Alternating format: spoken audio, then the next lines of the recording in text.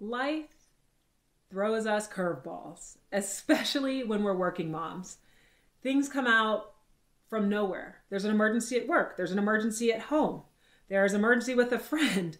There's a sudden need that you didn't know someone had, and only you can help to fill it for them. Life really does start to get out of control sometimes. And when it does, it can wreck your plans. It can wreck the goals that you have. If I think about even last week for me, I woke up completely ready to have a great day at work. Like I woke up, got the kids dressed, started the project that I needed to start.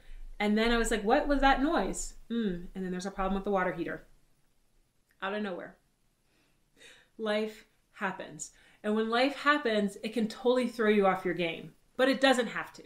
And that's what I want to talk about with you right now is how do you stay on your game? And one of the most important ways to stay on your A game, to feel good every single day about what you're doing and who you are, is to choose your words wisely.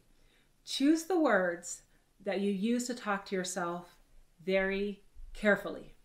Because here's the thing, the words we choose really do have power over our actions. And so when life throws you a curveball or hands you lemonade, or hands you lemons that you might make into lemonade, what you do with those unplanned, unintended things that come up makes a huge difference in how you actually achieve or don't achieve your plans. So I want you to think about the words that you use as you go through the day. And wherever you're using negative words, replace them with positive words. I'll give you a few examples.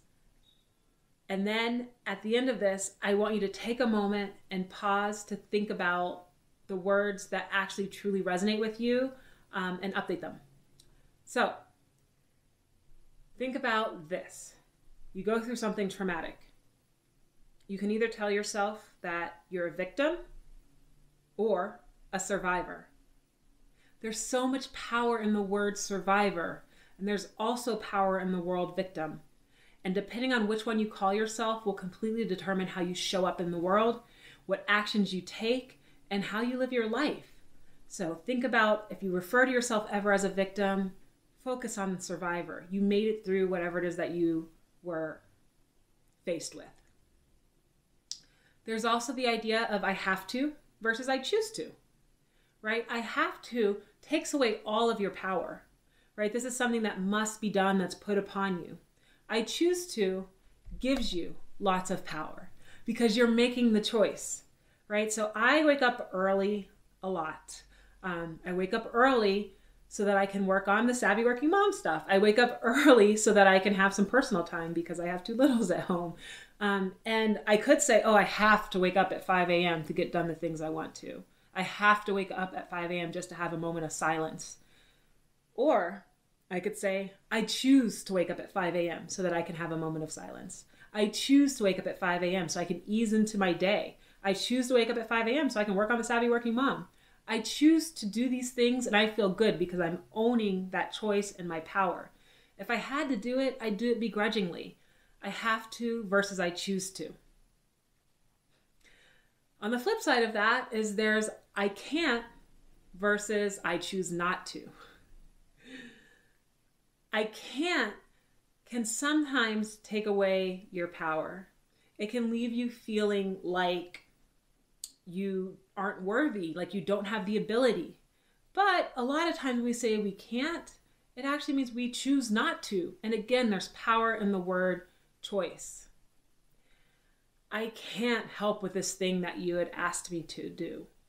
Fine, but don't go home and tell yourself like, oh, I can't do that, I can't do this, I can't do anything. No, you're choosing not to. You're choosing to do something better with your time, right? So I choose not to go to this event. I choose not to do that chore for you or do that task for someone. Because in that choice, I'm freeing myself up to work on things that matter to me. I can't versus I choose not to.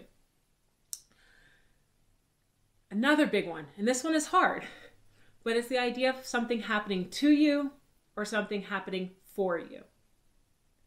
Things happen to us all the time, but they also happen for us. And depending which one you tell yourself really depends on how you'll get through the situation.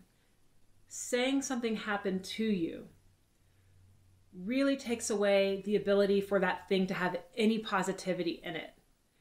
So instead, if you say, it happened for me, it leaves a door open to help you understand maybe a lesson that could have been learned or a path that it could pivot you on, where you don't even know what the outcome is going to be from that path, but a path you would not have chosen if this other thing hadn't happened. And so there is power in saying this thing happened for me rather than saying it happened to me.